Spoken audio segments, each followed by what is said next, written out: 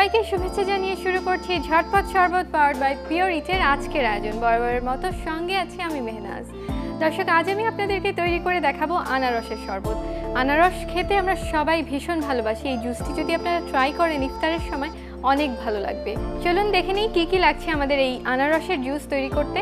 আনারস 1 বাটি, গোলমরিচের গুঁড়া সামান্য, বিট লবণ পরিমাণ মতো এবং চিনি 1 চা চামচ এবং অবশ্যই 1 গ্লাস বিশুদ্ধ পানি।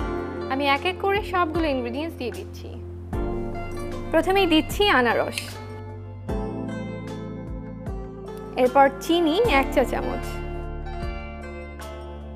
বিট লবণ খুবই সামান্য, গোলমরিচের গুঁড়া পরিমাণ মতো, এবারে 1 গ্লাস বিশুদ্ধ পানি।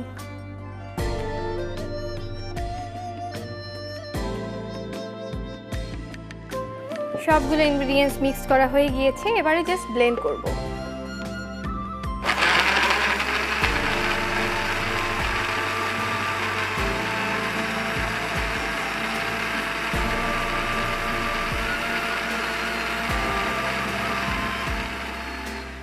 দর্শক, তৈরি হয়ে গিয়েছে আনারসের জুস, এবারে সার্ভ করবার পালা।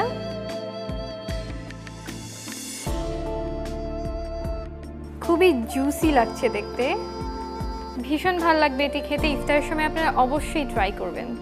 দর্শক, আপনারা যারা এখনও আজকের ইফতার শরবতটি তৈরি করেননি তারা এক্ষুনি আজকের শরবতের রেসিপিটি চেক করতে লগ ইন করুন www.facebook.com/jhotpotsharbot.ac.তে।